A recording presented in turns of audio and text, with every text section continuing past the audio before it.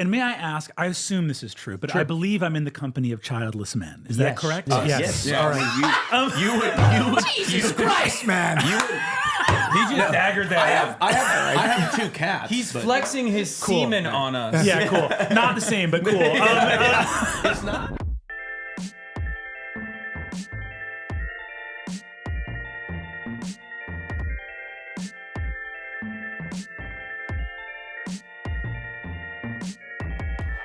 Ladies and gentlemen, welcome to another fantastic episode of the Fear and Podcast, where we are joined by actor, writer, comedian, among many other things, Brennan Lee Mulligan. Oh, shucks. Thanks for having me. Well, it's good to have you. Thank you for joining us on this. It's very early this morning. Yeah. And we appreciate you joining us at this hour. It's really delightful. It's a crazy month. So I'm glad that everything was able to line up. I don't want to blow up anyone's spot, but Hassan is sitting on gold from before we were rolling. Do we need to open up for this bit right now? It's not even that good. No, come on, Hassan. Do we need to open up for the bit right now? Okay. I think we should. Well, it was not even going to be a bit, and that's the reason why I did this whole spiel about how untalented I am. And that's why I wait. The thing is, Brennan, and then he had to rope me into it. He's like, I'm untalented, and so is Austin. No, you're untalented. No, you are untalented. Really weird way to pay a lovely compliment to Will. Will got left out of the crossfire. He is very talented. We can't even deny it. So that's I've given up trying to undermine that. Brennan, he's so talented. I get on camera sometimes, and I'm like, I'm a loser. Sometimes, you know what I mean? He makes me feel really bad about myself sometimes. That's why we do it. We do it to drive other people into the dirt. I do it to push down my friends. I feel like that's his.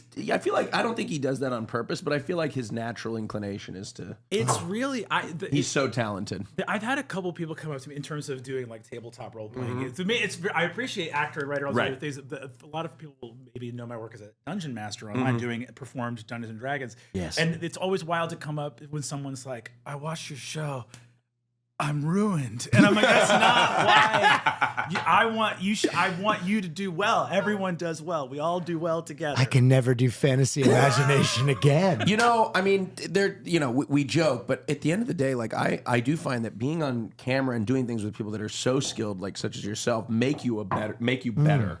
And I never really understood it until, So how come I've gotten worse year over year? That's true. Around both of you guys. I've played Dungeons and Dragons with him before, and it was not very whimsical. Now this is fascinating. There wasn't much imagination. Also, I think wasn't the people that we played with were monsters. Yeah, they turned out to be not very good people, and this was many years ago. I feel like if we could make a campaign with geopolitical things hidden in it, very obvious references to current political situations, you would get super involved. I'd lock in Ultra Instinct. It's like if you the extrajudicial killing of gnomes at the border or something.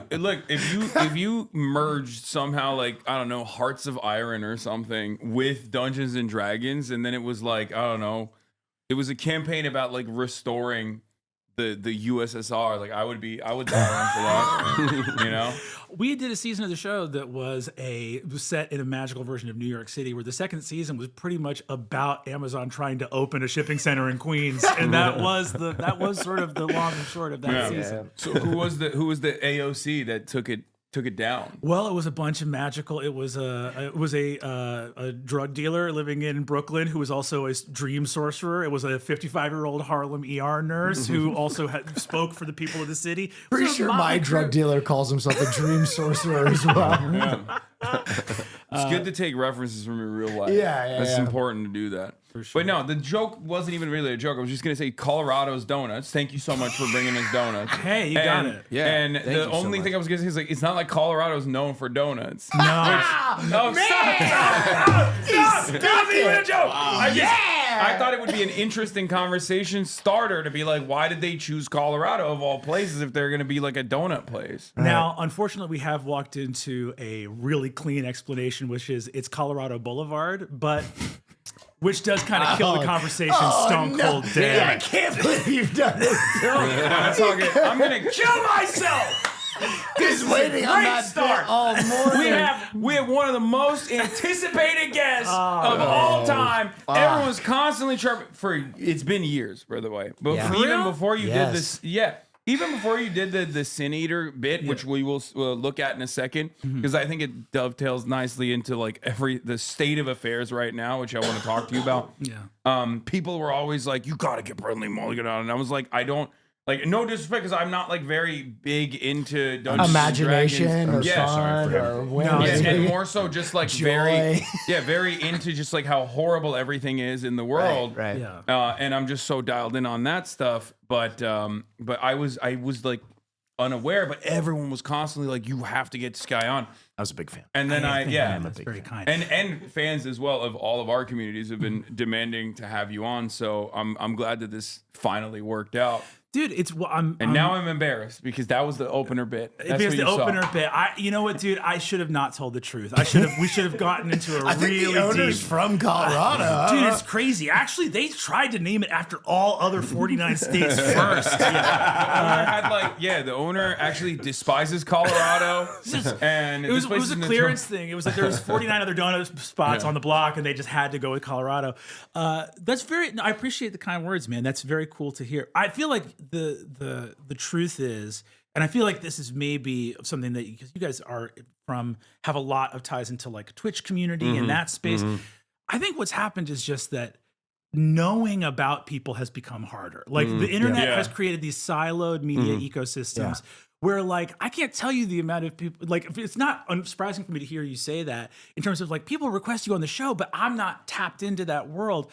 Like the amount of people when we showed up, so like last year around this time, we were getting ready for a show at Madison Square Garden. Yeah. We sold out. Yeah, that's incredible. I wanted to know about that. And we rolled up, and dude, these like 55-year-old Teamsters that work every show at the Garden who are watching lines around the block, people dressed like half Phoenix wizards. This guy who's like this super New York guy was like, so what do you guys do? You guys play board games? What's going on? I thought you were gonna say he was a fan. I was gonna be like, hell yeah. Well, that's the crazy part too, is you do the show and you watch these dudes who are unimpressed by everything come out. And if you can get one of them to crack a smile, we got a couple of the dudes, like the security guys working to crack a smile, and you're like, that's the win for the night. We got that guy who has no root in this world at all. Dude, the classic New Yorker throwing shade without even meaning it. Like, you play some dumb board games? I saw the boss play here. You know? Yeah, it's crazy. But there was someone who's running the merch there because they were like, you know, it was like, oh, there was a line, like intermission, there's this crazy line to get merch. And this is like from one of our crew members was like, yeah, she was saying more often than not, if they don't recognize the name on the billing for that week, that's going to be their craziest night. That they're like, more often than not, it's like, oh, it's some weird children's entertainment from Australia and another weird act from the internet over here. And you're like, that's going to pack the house and sell out everything. It's like, that's the world we're living in, man. Weird celebrity in niche silos. Yeah. But speaking of niche silos, I feel like there's definitely a downside to it as well. And I feel like people get totally locked in to these echo chambers. I can't believe I'm using terminology from like 2016 that right wingers would use, but like it has become that reality now where there's no contention at all, where everyone is just like, there's no consensus reality. Everyone just goes along with whatever biased framework that they're operating off of. And let's just start with the Sin Eater clip, because it was one of your latest clips that you reposted when you were talking to Adam Ruins Everything. Yeah, man. Also friend of the show. And apparently you have a very wonderful and poetic way of describing. Yes. Yeah. I saw that. You make that face. He's like, oh, really? You want him to watch a clip about you? Well, we're introducing him to our audience for the people. Oh, that you're don't. in the clip too. This is your reaction, Hassan. Oh, wait, I that's saw just the my raw. reaction. I just play the raw one from his whatever. Yeah, it's All right, you can just like play it afterward. I mean, bake it into the video in the edit. Hassan Piker, the fact that he is so, the other top streamers around him politically are like all conservative. Yeah. He is truly like a sin eater for the world. Just like, I'm just looking at like, he is like the ones who lift weights in Omelas. He is like fucking. I know what you're talking about. Yeah, no, we've cursed him to sit in that room, sit in that little room of his and watch MSNBC all day long, 10 hours a day, He makes 150 grand every time he does it, but he cannot leave his little room. Yeah, what is he doing with the 150 grand? He's got to be in front of the computer for 8 hours again tomorrow. The rest of the house is empty. Grabbing kids on the way to the manosphere alt-right pipeline and shunting them off into the left. Like, no, get back. All the coverage of him is so funny, where it's just like all of these reporters are going and like, can this one jacked man in this little room change politics? Is this the new, like, no, this is just one guy who's trapped in behind a camera. I don't know how he doesn't freak the fuck out at mainstream reporters being like, this one man stand against the forces of reactionary conservatism. And the fact that he doesn't go, help! Somebody else do this. I didn't really fully understand the reference that you were making in the clip, so I wanted to ask you about it. It's like, you said sin eater, and I got that. It's so sick to be invited on a podcast to be like, explain that joke. What's up, man? What did you mean by that? You said that about me. Here's the thing, though. Everyone understood it, and they were pogging. They were going crazy. But I felt like I was, a little lost there. It's really, it's cool to, I don't know, man. It's like, it's a little bit fun, and there's a nice part of it because you feel like there's this broad, hopefully increasing coalition of people that are creating content online and trying to speak to culture and talk about the big elephant in the room, which is that this level of exploitation and capitalist fucking oligarchy is not sustainable. And it's very cool to come at that from a bunch of different angles. So I'm coming from the deep nerd, deep nerd angle on that. So The Ones Who Walk Away from Omelas is a short story by Ursula K. Le Guin, who wrote A Wizard of Earthsea, which is one of the seminal sort of fantasy texts. She's an incredible, she is, as the youth would say, incredibly based. I think I could be misattributing this, and I'll look it up and feel very bashful if I am. But she's, I believe, quoted as saying, like, we are resisting the might of capitalism. Its might feels inescapable. So too did the divine right of kings. Like, these things that felt inescapable to resist, one day. I love that comparison. I've you talking about making a comparison between monarchy and capitalism, I think is like very easy to help liberals come to terms with exactly what's going on. Yeah. Where if the divine right of kings was the lie that people believed, like that the God had ordained this king to be the ruler of the land, I think under our current examination of justifying capitalism, it's meritocracy, where people go, well, Elon Musk is working a lot harder than everybody else, right? Yeah. Or is working a lot smarter than everybody else, right? And that's why he kind of deserves it. Yes, and this is what I believe too. For a long time, I was like, I've known him for a little bit, and over the time that I've known him, I've started to, my image of America and my patriotism has just collapsed completely. You know what I mean? Like I used to be a hand on the heart, jets flying over the stadium, USA, USA. And all of a sudden now I'm just like, oh my God, my entire life I've been lied to. And all of these capital owners are hoarding the wealth away from me. And I've been trying to join them the whole time. Now you realize those jets are on the way to Venezuela after the flyover. Yeah, it's just like, well, because like in a weird way, like the Trump administration is so like they're just it's so fucking nakedly like, evil. Yeah, it's like nakedly like on the nose about it. And then now I look back historically, and now I put it into this context. And it's like, oh my God. There's the line from Andor that's like increasingly relevant recently, which was the Mon Mothma going like they don't even bother to lie badly anymore. Right. Yeah. You know what I mean? And it's like that's how I felt after. It's just cartoonishly evil. It's almost like a. Like, what is if this was the early 2000s, there would have been like a few weeks of lying before, there would have been. That's like like Colin Powell like still went to the United Nations and like brought a vial and made it seem like they had WMDs when people knew that it was bullshit, but like at least someone was trying.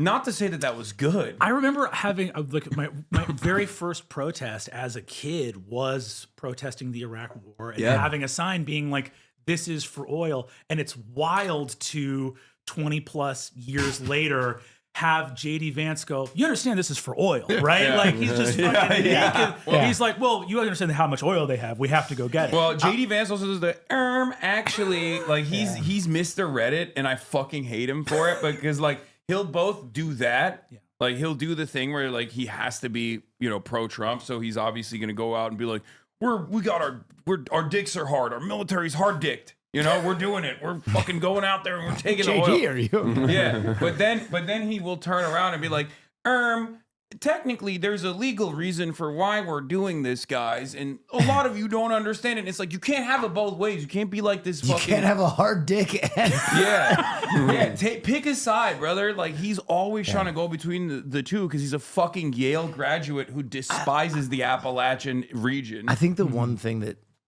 is the most disheartening to me is the American government used to have to do its own propaganda. Now there's an entire economy of people that will do that for them For free. and spin it in so many ways because For free people and after want the the fact. lie. For free and Yes. after the fact. And Yeah. there's a like massive community of people that consume that rhetoric almost as entertainment. And that's like the crazy thing is how we've gotten there, where people almost know it's theater. Yeah. Like they know they're watching a heel in the WWE or whatever, but they're still like, tell me how America's winning, baby. Yeah, it's so fucking frustrating because these people used to be the lowest part of society, and I'm serious. We used to see these people and be like, get in a fucking locker, nerd, and put them in the toilet and give them a swirly, and now they're fucking running the biggest podcast in the nation. We have a theory. He is in a totally different life. He would be Uday Hussein. Yes. Like, How did we get here? We're very fortunate that he was a gay man from Portland, Oregon, who, you know, struck gold with this stuff. But he would have been a dictator. Brennan, you have to understand, I would never be a dictator. You got the sort of like soft, suave gravel in your voice as you said that really upset and frightened me. I didn't like I that just one. want to. If I did come into immense power, right?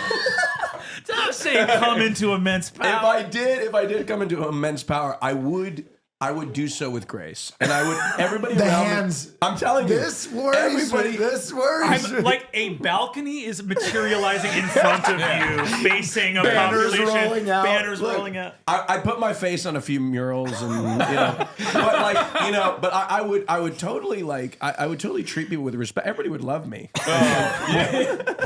You are I really... believe I would. Hassan, Austin, you're an enterprising, industrious young adult that's actually super old, as a matter of fact. You are 1 foot in the grave at this point. Excuse you. Have you decided to up your industrial output? Of course, Hassan. There's nothing I like more than a small business. Yeah, that's right. And guess what? I, as a small business owner, the backbone of the American economy, like to use Shopify. That's right. Shopify is the backbone of the ideology.shop merchandise That's right. commerce platform. And That's we right. use Shopify. Why? Because it's easy. Now you can sell your little gay stuff. I don't know what kind of gay shit you'd be selling, but you can use Shopify I'm to gonna sell tell my your little gay gay stuff. things. That's right. In 2026, stop waiting and start selling with Shopify. Shopify new sales sound. Cha-ching. Sign up for your $1 per month trial and start selling today at shopify.com/fear. Go to shopify.com/fear. That's shopify.com/fear. Every time we can just tell a totally uninitiated guest for the first time ever this exact same thing, and he immediately will start defending himself. And it reveals that he 100% I is would the... never be a dictator, which is so funny. Yeah. I'd probably The people would love I'd it. give everybody health care. That's what I would do. Well, that's lovely. I would do get that. behind that. I'd say daycare, free daycare. But it is. Yeah. To your point. And you have to fan me. I mean, what's wrong with a massage or two? You know what I mean? If the whole deal with your regime is just that you get some massages, I'm in, man. I'm if very we get simple. healthcare, yeah, for Cappuccino sure. with a single shot, eggs here we Benedict, go. crispy muffin. And you know if what I mean? they Anyway. make a mistake. Yeah, no, I would never kill anybody unless they, obviously deserve it. Yeah, Maybe 100%. their firstborn just to prove a point, Right, so they right. never make that mistake again. I think we'd all, and if you came into immense power, I mean, you wouldn't say no to it, would you? Again, it's come into this whole thing of coming into immense power. It just feels like needlessly Come into a little power. come into a little power. I think, yeah. Well, it's really funny to talk about, like, I don't know, just what you were saying before about the idea of how, like, there's this new apparatus. It's crazy to watch people see something unhinged, and you watch. I love now in this, especially this in Trump too, the like. the gear turn moment where someone has to figure out why they like this. Yeah. Like Yeah. watching someone who was like, I don't know, eggs are expensive. Be like, yeah, man, I fucking hate Denmark and love conquering Greenland. And just the gear spin of figuring out, how do I get behind this nakedly insane thing? Eggs are gay. Eggs are gay. It's crazy, man. It's crazy. No, but it's Literally. I deal with this on a daily basis on Twitch because it's like the most interactive medium yet, and I don't even want to know how much more interactive we can get. Honestly, I hope this is where it stays at, but I suspect it's probably going to move beyond it, where you can touch the content creator directly. Yeah. Eventually, in the next stage. Because, like, think about it. There's never been a time there's never been a time on this planet where you could watch the television and tell Anderson Cooper he's gay and to shut the fuck up, and then he hears you and he actually responds to you, right? Yeah. But that's Twitch as a medium. And because of that, I get to see people change their minds in real time. I get to see propaganda as it's being designed in real time, being put together. And yesterday's horrifying incident with the 37-year-old Renee Good getting shot and killed in the middle of the street in her own neighborhood by an ICE agent who should not have been there. I saw people genuinely go from, yeah, this seems really bad. I actually watched the footage. Like, I've always been a supporter of ICE until this very moment. This is my last straw, I think, to then get bullied back into submission and to whip themselves into a frenzy and go, by the end of the day, oh, actually fuck around and find out like she deserved it, which is just rank cruelty. I mean, there is nothing redeemable about this position. Yeah. Just cruelty for the sake of cruelty. It's a nightmare, man. And I think you do watch there's a lot of like what ends up getting leveraged against people when you see that, like, no, get back in line, this isn't how we feel, is literally people leveraging, not believing the testimony of your own eyes and ears as you watch something nakedly evil happen. But also it's like, well, what if you lost your community over it? What if you didn't get to keep your identity? What if changing your opinion on this meant that you lost the people that you go to these rallies with, and you lost that sense? And it's so obvious that it's hollow. Because if that's the last thing that you're resorting to is, hey, don't change your opinion to be moral, you might lose everything that you hold dear. Yeah. That's fucking rough. What's the craziest thing to me, and people talk about this all the time, but the parading of Jesus Christ in the name of all this crazy shit. Like Jesus would have shot somebody in the face and been like, fuck around and find out. Jesus would have done that, you know? Like, Jesus would hate immigrants. Famously would have deported immigrants and, killed them and wanted no health care. And It's got to be so rough for him up in his father's paradise, looking down and being like, here's the thing, man. Immigrants and poor people, I did touch on a lot. I really covered that well. It's one thing if I washed lepers. I was so clear about I literally this. said, like, treat the foreigner as yourself. I swear to God, I covered that in the sermon. Yes, and he Okay, counterpoint. Have you ever seen Al Franken's Supply Side Jesus? Oh, no, I haven't seen this. Okay, well, you're a student of comedy. Yeah. We have to pull this up, March. And I think you will really appreciate this. So Al Franken made comics back in the day. He's a comedy writer initially before he became a politician who then resigned in disgrace.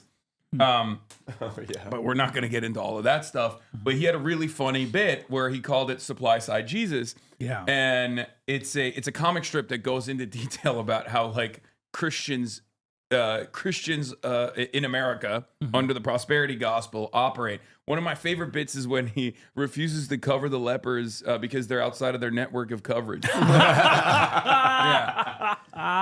Bring me this king of the Jews that I might meet him, this supply side Jesus. Anyway, yeah, this is great, man. This is exactly like, but that's the funny thing. We were talking a second ago about the idea of, you were mentioning like the jets flying over, and Hassan, you were talking about meritocracy, which is like, it's funny because that's a cultural principle that like undergirds capitalism. The idea that like this has to, and its roots are in Puritanism. Its roots are in like the Calvinist idea of predetermination, which is this concept of, you know, like, oh, how are we going to make sense of the fact that some people have everything and other people have nothing? And if you take this kind of metaphysical aspect that exists in some forms of Protestantism, which is God's already picked winners and losers.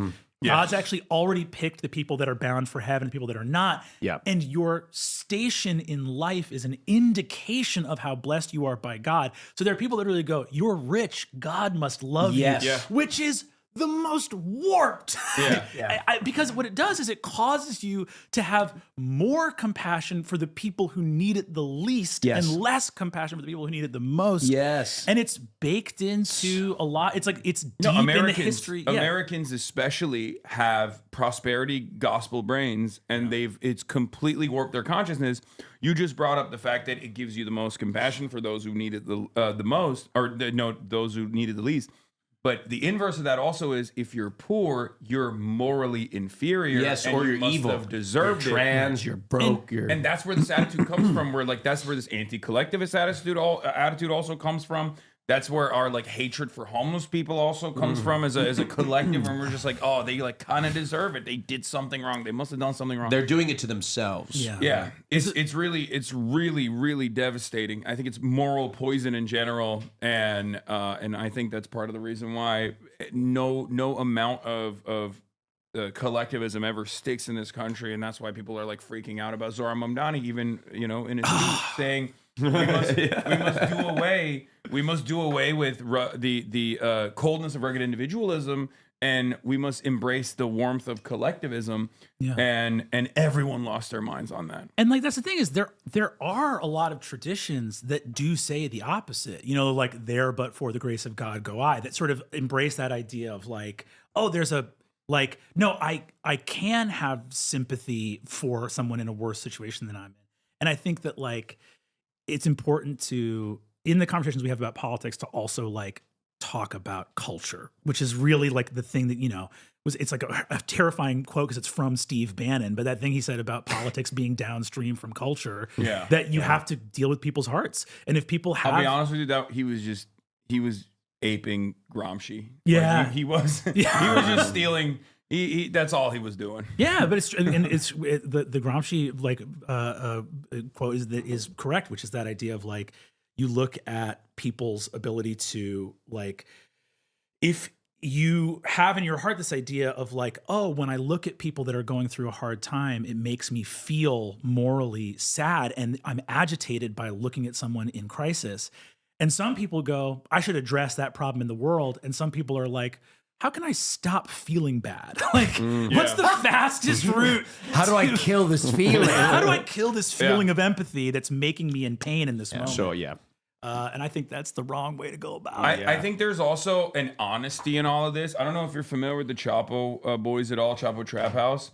Matt Christman calls this Zen fascism. Yeah. Where he has this incredible assessment where he went to like, he was doing mushrooms at, I think it was like CPAC or something, where he realized that the conservatives were actually, you know, recognizing or were more honest about like our place, our station in society as like a part of the labor aristocracy in the Marxian terms, as in like being in the heart of empire. We are benefiting from the imperial super profits in some ways. We're benefiting by not being under the boot, you know, and instead being here.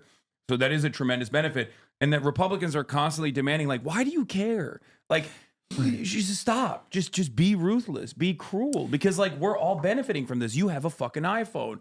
You also are you know, a recipient of all of this this imperial bounty, and it is a brilliant assessment. And there is a little bit of honesty there as well, because like it does make you feel crazy where if you don't block out all that noise at certain points, you do go, what the fuck am I doing? Like, this phone that I have in my pocket is actually only this phone that I have in my pocket that is incredibly important to me that I can't fucking live without would not exist if it wasn't for the unimaginably exploitative practices of you know, mining conflict minerals and refining them overseas with this incredible system that we've designed. So Maybe we should just stop. We should just stop resisting against that altogether. Like we should just know our station and enjoy the show. Yeah, it's it's like you have an injury in your body, and there's some people that are always going to go like, God, this injury. Let's take some painkillers, and you're like, well, let's fix it, or let's like heal the wound or heal the injury. And a lot of people just go, that's hard, or I don't think that's going to happen. It's not possible. Yeah, not possible. Like. Which is why you almost always find that reactionary mindset within, like, this is the way it is, right? And it's like that's almost always going to lead you down a bad path. Yeah. We should crack into these donuts because I am super. You're hungry. I'm hungry. Yeah, I'm of hungry. course. Well, absolutely. I DM'd you. I was like, if you want some food, I can get you some. I'm You so didn't sorry. respond. Sometimes he doesn't host well. No, not at all. Well, And oh shit, this looks. oh bomb as hell, my dude. god. yeah, this is not like a gourmet. Like we're experimenting with the form of No, donuts. I think this is These are classica. Classica. Yeah. now. Does this sugar you one bring have me filling in another, it, or is it coffee? fillingless? Thank you. Some Depends filling. on. That's Okay. a filling boy. That's a filling. That's I think a classic eclair, or maybe Yes. That's a filling boy. Okay, that's a filling. Is this sugar one a filling, or is that just a pure Sugar, glazed. glazed. That's Glazed. the most basic. That's the, Yeah, the that's- goated basic. I like a glazed simple donut. Yeah, take the glazed. Is that okay? Can I indulge in a simple? No, you know what? You Austin- take it first. Austin, this I'm is your donut. I'm not gonna judge. Or conversely, if it's more fun, I'll judge heavily. And we'll Yes. do this sort of like a Myers No, Briggs, please, where the you can donut do- you pick says, But I about think value. you being the guest, you should pick first. I think. Wow. All right. Bro, he brought the donuts. Yeah. Just eat one of the donuts. You're the recipient of the donuts. Excuse you. I'm trying to be polite. Wow, these Okay. are two very different thought processes Yeah. on these donuts. Yeah. What do you think? Yeah. There we go. Perfect. Thank you. Oh, look at that. Beautiful. Wow. Amazing. I'm gonna go right here. I'm gonna keep Okay, it. great. Oh, that's amazing. You know what? That's the one I would have taken. That is. God damn it! You suckered me. No. Please That's take a your fucking donut. sucker punch. I know whatever donut I picked, that was gonna be your that donut. wasn't going to be my donut. No. Please, you brought the donuts. You have the donut that I wanted. No, he is doing it on purpose. No, I'm not. Uday. No. The glaze. No, I'm telling you. No, Brennan, I'm actually very easygoing. It's not. Do I give you the There's a impression? menace. The There's a octave menace. drop, the ever so slight octave I'm actually very easygoing. I think you'll find me a reasonable man. See, I think you can be easygoing and particular. Okay. Right? Take a Elaborate. Give me more on So, that. like, I have my things, right? Like, I have an order that I like, and I'm very particular about it. But I'm if going it- to take my donut. You know, it. Beautiful. I'm not sure. Does this have filling in it? No. No! And I think this Pick is, the fucking donut! and I think what this says about you is it's very classic. It's a sugar donut, but there's a twist. I'm a fun guy. I think you're taking the things that work and you're doing something new and exciting with them. And I think Marsh, that's really great. fork and knife. By I just chance? like how phallic it is. I wouldn't. I'm not gonna eat right now. But if I were to choose a donut, I would choose a cruller, which I think that's a French cruller with a chocolate covering on it. Yeah. I'm not a fan of the chocolate covering though, so I wouldn't take Hassan. that one. And instead, You must. No, These no, are no, I can't, I fabulous. can't. These are Hassan, fabulous. these are brilliant. there's no shot. What is this? What is this thing on the corner? That looks like fried chicken. No, I think that's actually An empanada. I think that's actually like a kind of classic donut because there's the cake and the yeast, and I think that's cake. That's old school. So like Entenmann's. yes, that's kind of your classic dip in coffee donut. That's the one you want. And then this one is what the apple crumb or something. That Yeah. looks like it could be a apple pie style situation. donut. They're really good. really fucking good. My favorite has always been possibly because I grew up in Turkey and we didn't really have donuts growing up, and I only saw it in The Simpsons. Pink with the sprinkles. Wow. Oh, yeah. That's my classic. Like I love that. Lard lad. Yeah, like Yeah. because that's what you think of when you think of like Randy's Donuts. You think of that. Have like, you ever gotten the lard lad donut at Universal? No, I haven't. I gotta get it for you. It's like the size of a hubcap. Oh God, I can't have that. Yeah, Dude. you I'll get can. fucking. I need to worry about. Do you my have these donuts physique. often? What's that? Do you eat these often? Is this your go-to I'm breakfast? eating these constantly. Really? I'm I love eating that. them. I'm eating them constantly. like a daily thing. I'm gonna go get a donut and a coffee. yeah, it's very. We have to talk about something you did recently. Marsh, can you pull this up, please? Austin, you like to feed your bottoms a bottom-friendly diet, don't you? Always. And one of the most important parts about a bottom-friendly diet is to make sure that they get a nutritious meal in. Very a nutritious, important. A nutritious meal in that will have all of the density of not only the important vitamins that you need that you're probably not going to get from sushi and vegetables. And that's precisely the reason why we here at the Fear and Broadcast are happy to tell you that we have AG1, which is the opposite of complexity. 20 seconds, 1 scoop, 8 ounces of water, done. Drink it first thing, before coffee, before checking your phone, and your poops will thank you. It will become a micro habit that anchors everything else. Best option is a statement like, fuck me, why did I read that? Let me tell you, Hassan, I use this every single day, and you should too. By the way, AG1 now comes in original, citrus, berry, and tropical. My favorite is berry, but experiment with the flavors. They're all absolutely and utterly delicious. Oh my God. AG1 has over 50,000 verified 5-star reviews and comes with a 90-day money-back guarantee. Go to drinkag1.com/fear to get their best offer for a limited time only. Get a free AG1 duffel bag and free AG1 welcome kit with your first subscription order. Only while supplies last. That's drinkag1.com/fear. drinkag1.com/fear. Oh, Christ. You did what I would describe as maybe the most horrific makeup Oh, shit. I've ever seen in my entire Oh, life. fuck. On very important people. Oh, yeah. This was nasty, man. This was great. So, very important people. It'll come up immediately. It's the last episode that came out. So, in case you don't know, very important people is an improv interview show where the guest does makeup and they don't know what they're going to be made up as. God. And oh yes. Oh yes. my God. It's so horrific. Dude, it lives with me always. And the voice that you did here, play it. You got to hear the voice he did for the intergalactic baby. We don't have any audio on our side. Oh no. March. You failed me. You failed me You once failed again. me for the last time. Please You will hold. fall like the memorial that you have on your hat. This is how we treat our employees. I'm actually a vicious, ruthless boss. I love that. He It's is. great. You I'm gotta the be. worst. You Yeah. gotta be. This is a cooperative My life corporation. from the solar flares of a neutron star. If you call me Archie again, the tongue that said it will be pinned to the wall. That thing to say there. I'm sorry, It's Ali. all right. We're going to move on to something that is going to help you two get it off. God, Vic and Jacob are so good, man. To get you two. Dude. Oh my God, that's So incredible. that's Jacob Wysocki, who's one of the funniest, most So talented funny. dudes on the planet. He's unbelievably funny as this other baby. So, like, the premise of the show is it's based on an old College Humor sketch show that Josh Rubin and Pat Castles did back in the day called Hello, My Name Is, where basically they'd do insane special effects makeup on Josh Rubin with his eyes closed, and they would roll him out in front of a mirror and give him like 3 minutes to get on set and start improvising a character.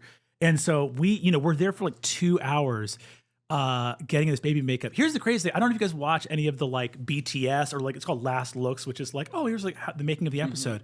While we were being put in this horrifying baby shit, in the middle of this huge sweaty head, and like me and Jacob are around the same age, Tony Hawk walks into the makeup room. The real life Tony Hawk, because his son works on set as he's just visiting his kid. Oh my God. So I'm meeting a man that means more to me than I can really describe. Oh my God. The amount of grinding on digital rails. gonna say I know, it. literally. Yeah. It was so funny too because there's like a certain age of man where Yes.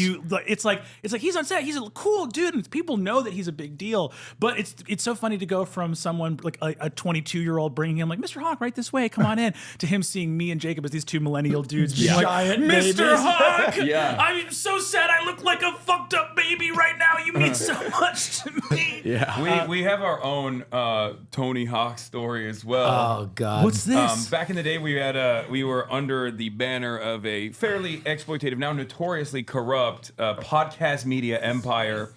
And they sometimes would throw guests our way. And one of those guests was Tony Hawk. And I had a very similar experience where he means so much to me. Yeah. And I was so excited for the episode.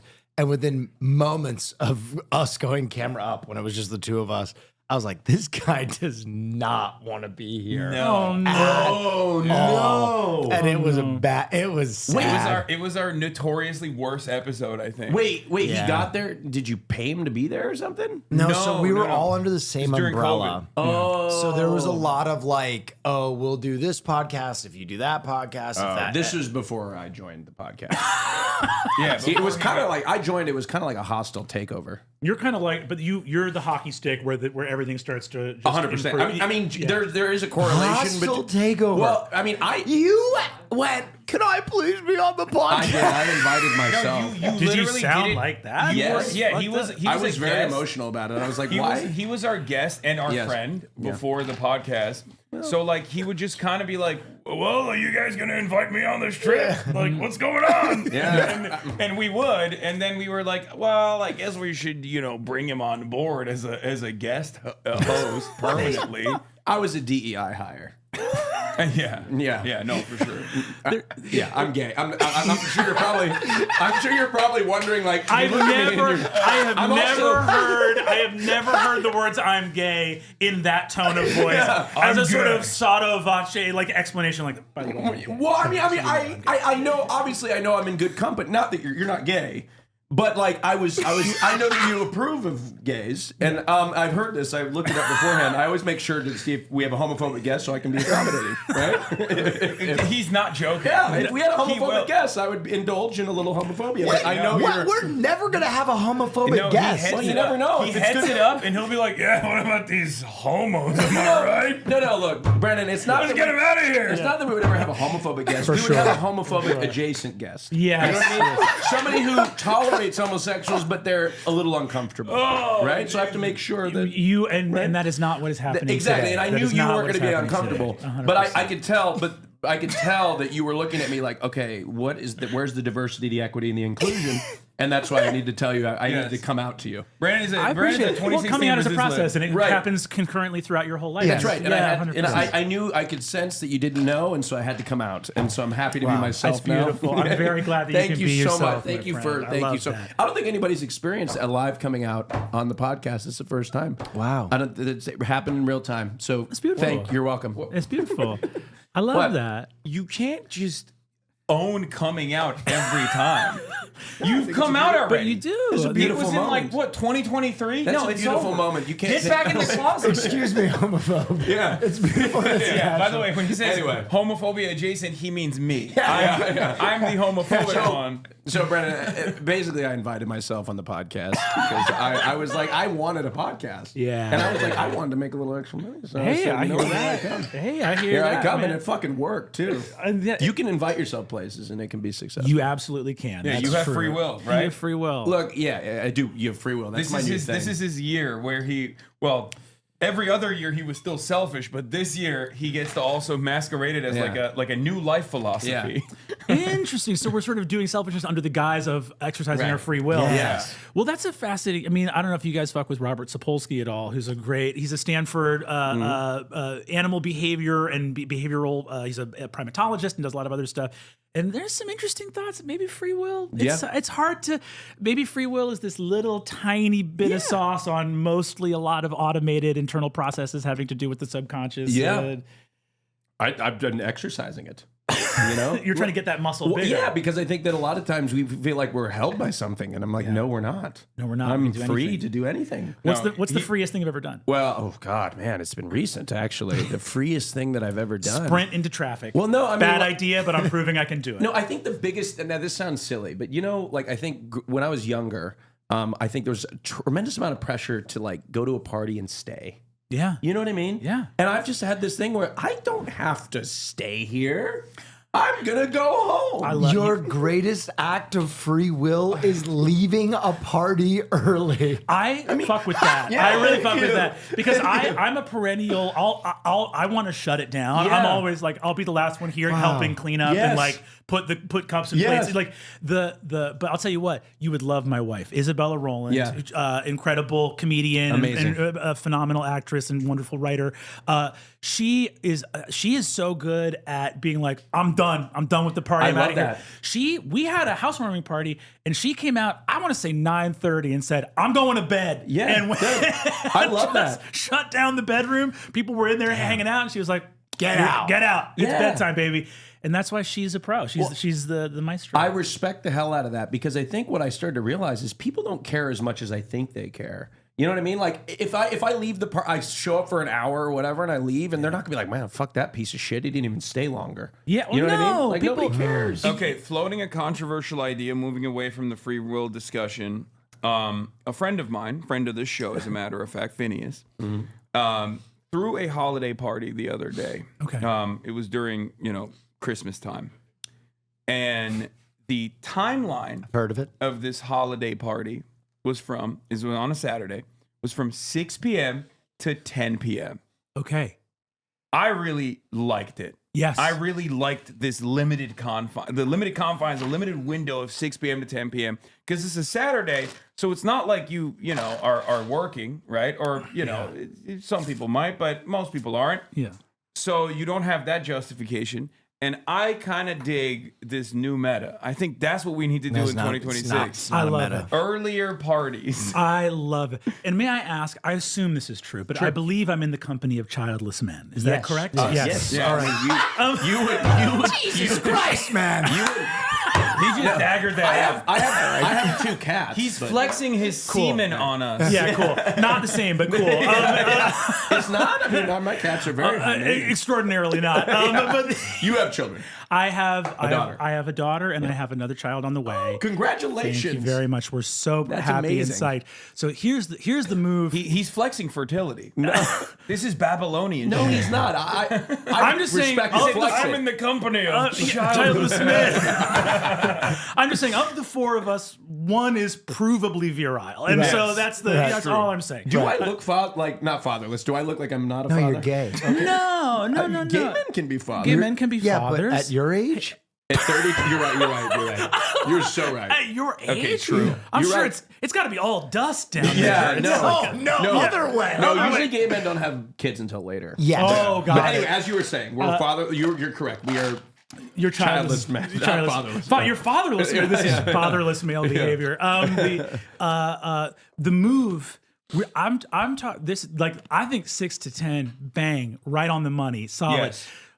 Talk about a noon to 3 p.m. party. I like that too. That's the level. Yeah. That's the level that I'm at these days. You want to take it down even further. I would take it even further. I'm going to be like, the sun will be out. There will be. This was my birthday party recently. Sun out, pizza there. Love everybody. Hug.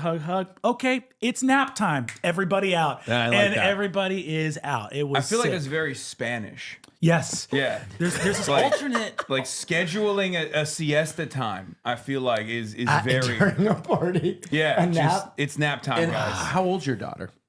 2. Oh, 2 years that's old. is that a The tough terrible time? twos, right? It's awesome. And Okay. like it's very cool. The like, yes, terrible twos are there, but I think the best thing that ever happened for my what I would really recommend to anyone out there who are parents, and let's turn Fear and into a parenting podcast I'm ready. briefly. I'm ready. Let's do Ever it. so Age briefly. appropriate. We went from Jason the Ween to talking about parenting. That's crazy. It's our last guest. Jason. Our last guest was 21 years old. So Yeah. he's basically a child. Yeah. I love it. Hey, you know what? It's a broad coalition here on the left. And that's, so if I Exactly. can bring the normie parent vibes. Yes, The- we're ready for it. There's a great book on raising emotionally intelligent children that talks about the fact that what we call the terrible twos is every single thing that kids do that you would perceive as like, oh, that's rough behavior to deal with, is always the thing they're working on. So when you think about a 2-year-old being like, oh, they're selfish and they're saying things are mine and they don't want to share toys and they do this other stuff. The great psychologist who basically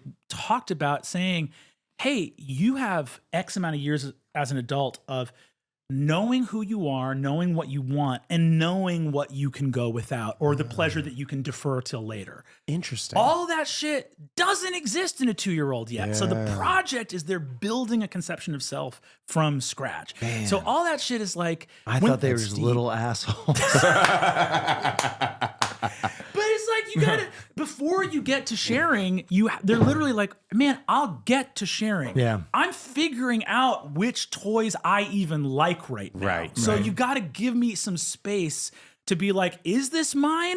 I'm not saying it to be an asshole. I'm literally figuring out what mine is. Okay, like, so it seems to me like you're one of those new age woke parents. Instead of teaching them early on, PragerU is on, on the TV at all times. Sharing is not caring. It's communism. That's how I want to raise my children. I was taking care of all the kids in my family over Christmas, and it was awesome because I set up a little kid dueling ring where we had Nerf guns, and I would stand them back to back. Oh, I saw all this in 7 the of video them, of that. and one of them would take a dueling glove, throw it down, issue a challenge, and we'd wager money on who would. He's like the slay dream the uncle. other. And it was awesome. I'm a disaster It got as an intense. It was. I don't know what kind of lessons you're teaching them though. It's a dog-eat-dog world out there. We were just listening to O Fortuna on the front deck of my parents' southern home as people went by, and little kids wearing aviators as eye protection or just killing each other with Nerf guns. that's what you have to do. That's the role of the uncle. The uncle is chaos as inoculation. I need to bring a little bit of chaos to the function. So Yeah, that you need to ruin their programming. It's like when I bought my nephew an electric bike, like an e-bike, so he could have full freedom of mobility, which was, my uncle was like, what are you doing? Yeah, Like, this is not. This is why I want my brothers to have kids, because there's a big part of me that's like, hold on, we don't get to just be every Christmas Right. now. I'm like, okay, that's enough. Yeah. And you're out here fucking riling people up and, Yeah. and being like, let's get another snack, another treat. I'm like, you need to have some kids that I can go rile up Right. and be irresponsible around so we can even this out. Okay, so I've got a question about, because you're probably the first father we've ever had on the podcast. That's not That's true. not correct at all. Literally not even remotely true. Who else is a father? Name one. We've had so many guests over like regular adult age that most likely have children. I mean, capable? No, We've been doing this for children we don't know about. We've been doing this for 6 Oh, years. actually, no. Jennifer Welch. She's got a child. She's actually got 2. Anyway, Oh, there you go. lovely. Oh, Do you that's know great. Jennifer Welch? I've had a podcast. Huge, yeah. I She's fucking love her. loved her. Tony Hawk. We just FaceTimed the other. She's Tony a Hawk. great friend. Anyway, love her. We've had guests on this podcast whose children are fans of ours, Oh, including Jennifer. Their Welch. children were yeah. here. They introduced themselves. Other than Jennifer Welch, we haven't had many parents, but I've never got an opportunity to ask this. So I really want kids one day. That's beautiful. Yeah, no, I really do, genuinely. But one thing, I don't really like kids. And I'm wondering, will it change when I have my own? Because I'm hoping, it's kind of a gamble, because I'm really hoping it'll click. Because I can't afford not to like my kid if I make it. Well, that'll be a huge catastrophe for them, most of yes. all. Yeah, 100%. I mean, I'll fake it. I'll fake it. But, Cool. Yeah. You know what I mean? Like, Yeah. Well, that's the cool thing. I mean, the easy thing too, in terms of like personal philosophy, the cool thing about whether you want kids or not is it's the right choice. Right. Right. Because the kids should not show up in homes where the people are like, this is a huge bummer and I hate that this happened. Right. Like that's a bad thing for the kids. yeah, I like kids. Well, I yes. don't like kids, but like I do like kids. You know, I can figure it out. What I can is work it the out. thing in your heart that makes you want to be a father? I think that like I don't know. There's something like biologically like just like it's time. Like I see myself like starting to parent. You know what I mean? Like yeah. Like I've got nephews. I've got 10. Actually, So you 11, do you like your I've nephews? got 12 nieces and nephews. Yeah, but I don't You feel have like 12 they're- nieces and yeah, nephews? my siblings are busy. Hell yeah. Yeah, and so I got 12 of them, but I'm starting to give advice. You know, Yeah. I've got a nephew that's like probably he's 20 years old. Yeah. You know, and Yeah, they call him gay unk. yeah, they call me gunk, and it's bullshit. What's starting to piss me off is they're They're really tall. They're like 6'6", and they call me Lil Unk, and I'm like, you Lil can't. Unk It's like, is- listen, let me tell you something about something. This is brutal. But anyway, I feel like I'm starting to give advice. I want to mentor. I want to like show some version of me the world. Yeah. And that's where I'm just like, I really want kids. I think it's beautiful. You want to have other little udes and kuses walking around. No. I think I'd be a great parent. And if I'm not, I'll subsidize it to like a nanny. Right? See, it's a beautiful. Do you feel when you're hanging out with your nephews and nieces? Are you having a good time? Do you like being in the company of your Yes, most of the time. I'll be honest. I think Yeah, it doesn't have to be. I think that like love is better than always having a good time. Right. Just Right. like writ large. Like if you're in a place where there's tons of parts of being a parent that are very hard or very challenging. Right. And every once in a while you're like, I don't love that someone I've devoted my life to keeps throwing shit in my eye. I wish that would stop. Like you have those moments of just being an animal and being like, this is not super comfortable. But I think that, I don't know, it's very corny to say it, but everything that is poetically true about like the ideal versions of what life is like when you have children has proven true. Sure. That the like the, you know, I said to friends that are having kids, I've often talked about it. They'll be like, is it hard, or what's the expectation? And I'll go like, it is the hardest thing in the world. And it feels, sometimes have said like, when I'm on my phone scrolling, that is incredibly easy and comfortable, and it makes me fucking deeply miserable and sad and go, God, this is like so addictive and easy, and I'm so lounged on this thing that's comfortable. And I was like, when I'm with my child, it can be hard, it can be challenging. There's sleepless nights, and I am filled with a sense of connection and purpose and joy that is inexhaustible. That's what I want, because I feel like eventually I'm going to run out of joy. Well said.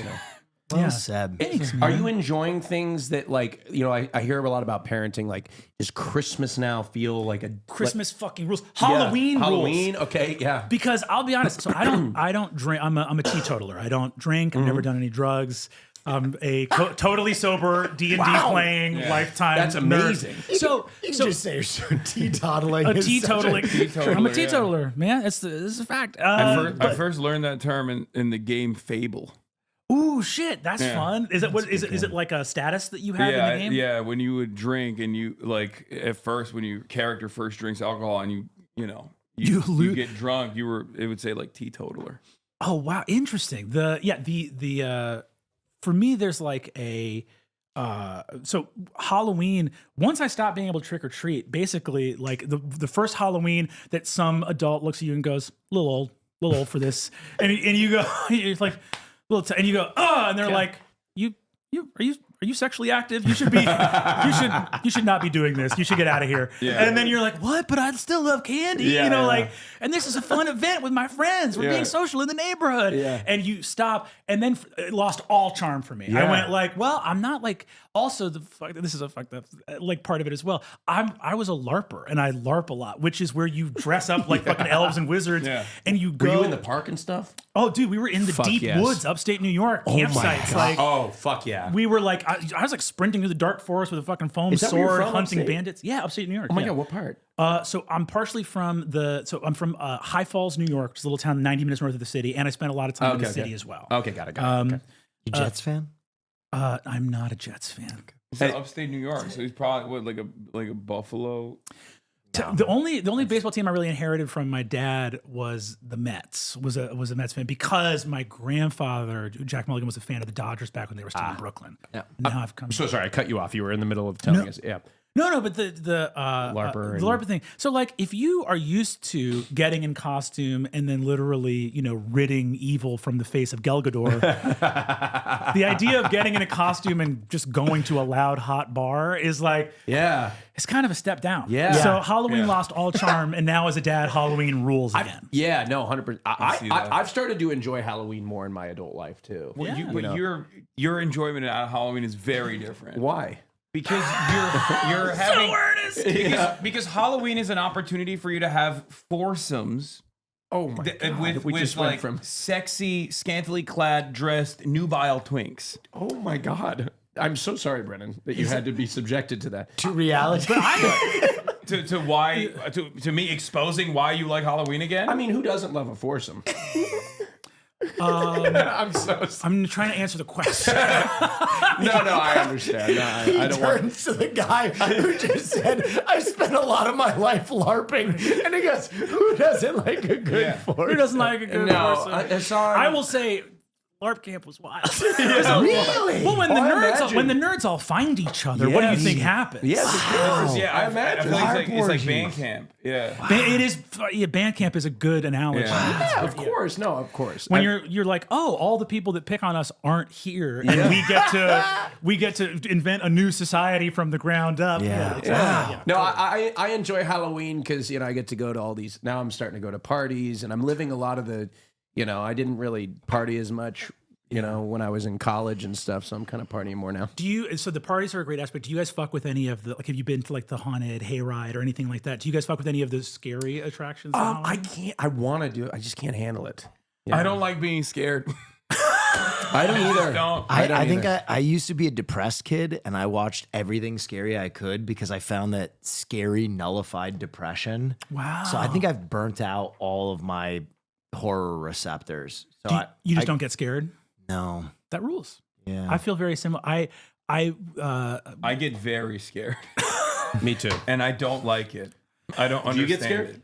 Not at the haunted attractions. There's a place so up near where I live, like in Rhinebeck, is like the #1 haunted attraction in the United States, which is the Headless Horseman haunted hayride in houses, which is it's a lot of alliteration. It's really scary. Well, but that's the thing is, it's like this. They make this whole Halloween world. Yeah. So I'm sort of wandering around as people are jumping out and scaring, being like, "Look at the architecture of this corner." I'm more just like, "This is a beautiful." Yeah. It's just really cool to see. So yeah, I really love it. I like scary shit. I just can't deal with it. Like, I think a good level of horror is like Disney Haunted Mansion. That's perfect for me.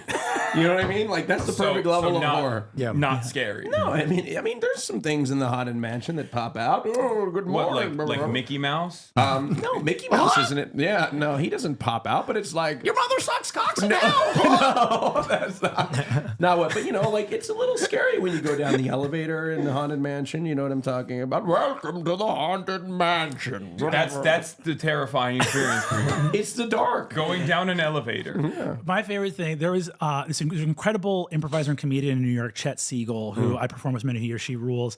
We did a whole thing where a bunch of improvisers in New York went to this haunted house, and Chet, she had ice water in her veins, was scared by fucking nothing until there was this one thing where we're on the hay wagon moving along, and over the hill, the eponymous a New York State legend, the Headless Horseman, the headless Hessian soldier of Revolutionary War fame, crests over the hill, and it's an actor riding a horse with a flaming pumpkin. It's a real flaming pumpkin. That's rides down the insane. hill. It's insane. It's so fucking cool. Insane. But Chet fucking slams a hand into my shoulder and goes, and like squeezes it, and is the only thing that freaked her out. And I went, why the beautiful horse cresting over a moonlit afraid of hill? horses? She went, the horse doesn't know it's in a play. And That's brilliant. And she's like, none of these fucking like jigsaw fucking Jason motherfuckers are legally allowed to touch me. The horse does not know man's law. The horse doesn't brilliant. know. It's a wild animal. It's a wild fucking animal. Yeah. This thing does it was not going to be like, oh, I'm an actor. I can't touch the people. If this thing rides up on, what are we going to fucking do? That's brilliant. Yeah. Yeah. I No, always it's think about it. terrifying. The horse doesn't know it's in a play. Horse No, doesn't know. absolutely doesn't know. It's in a play. I'm a horse girl. That's the one thing that You like know. women that ride horses? No, I'm a horse he girl. grew As in, up riding I horses. grew up riding horses, and I love horses. You didn't know Oh, this? that's beautiful, man. Yeah. What kind of riding did you do? Just like scenic, like nature stuff? No, or did you no. like, I was a professional show jumper. Holy shit! Yeah. What? Yeah. That fucking rules. know this. You know didn't know this. I learned something about him every Do day. you have like a special horse that you had like a strong Well, I had relationship? a horse. Her name was Showgirl. She passed away when I was in 10th grade. I'm sorry. What did you And die of? I have a unique relationship though with horseback riding because this is such an isolating sport, and I just always wanted to play basketball. My parents were like, "No, you got to do this instead." So now I look back at that experience fondly because my parents were obviously right. That was an awesome thing that they made me do. Yeah, you're also too big to Yeah. get on a horse anymore. Well, I did. I rode a horse recently, like a They couple months euthanized ago, me. and I rode a horse recently a couple months ago, and it just like it is kind of like riding a bike, where it did unlock something in me where I was like, damn, I got to do this more frequently. But you're right. People do discriminate against those who are maybe a little bit heavier Yeah. than the average person when it comes to allowing them to ride horses. Is that something that you have to take into consideration? Is like you should get a larger horse, or is there like because there are some Clydesdale. When I was a kid, I rode a donkey, which I really loved. Burro. My aunt, a burro. See, but his name was Barney the burro, Wow. and he was Really? He was really That's sweet. so sweet. I always had a strong affinity for donkeys. I love donkeys. donkeys? Donkeys are dope. Donkeys are dope. They're really brave. They step on rattlesnake heads. Yeah. And I also love it because on a farm, they're the only, to my knowledge, they're the only animal that is not food. It's not producing a material good like wool, and they're not pets. They just work there. They're the only working class. They're the only animals like, I just move shit around. No, here. I went to an animal sanctuary just in Texas. We have the Maya Higa. She's got this beautiful sanctuary. And I got to meet her donkeys, and they were so nice. And the horse, and she has like this little area where there's a cow, there's a horse, and a couple donkeys. Yeah. And they're just so fucking awesome. They come up, they're friend. They don't really like me to touch. They didn't like me to touch them, but they were really nice. The donkeys or the people? Yeah. No, both. Yeah, both. Before we jump into another topic, we're at an hour. He's on a tight schedule. Yeah. You are one of the best guests we've ever Yeah, had. you were fantastic. One of the We best really guests did. we've ever really had. fucking nice. Yes. Guys. And if you Thank you. want to watch the No, second it's just part all of of our this, guests are ass. It's not a reflection of you. It's more a reflection on our bookings yeah. previous. We really suck at getting guests, honestly. if you want to watch more of our conversation, please join us behind the paywall. Thank you so much for joining us. Patreon. Yeah, is there anything you got going on? Anything you'd like He to has talk so about? much going Well, on. of course. Well, I know you do, but you know. Patreon.com/fear and for the paywall episode, by the way. But yes. Oh, What but would you find me like to at promote? Brennan Lee Mulligan on Instagram and Dimension 20 Critical Role of Worlds Beyond Number, a bunch of awesome stuff. Dead, everyone should check out Dead, which is now available. My wife's movie that she wrote and self-financed and produced and funded and starred. I in. haven't It's heard great. about this. Oh, it's sick, Can we man. watch a trailer behind the paywall? Let's watch a trailer behind the paywall. We'll watch it. Yeah, let's do it. All right, Brennan Lee Mulligan, everybody. Thank you so much. Appreciate you.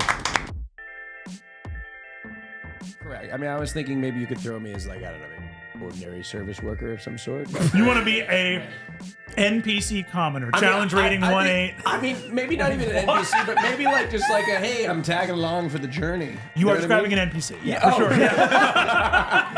I'm describing an NPC. And not even a quest giver, by the way. No, not like a mentor or an enemy. You're talking about like, I have one quest item in the tavern that I give like, you. He's like in the Oblivion and Skyrim, like in the Elder Scrolls franchise, that one fan that tags along. That's Austin. with the swirly yeah, with the I'm your hair. biggest fan. I don't know. Maybe maybe there's some sort of, maybe I'm having a scandalous affair with one of the. Is that a thing? Can that happen? I love Oh, it. yeah, We're you diving can- right you into can the definitely backstory. fucking do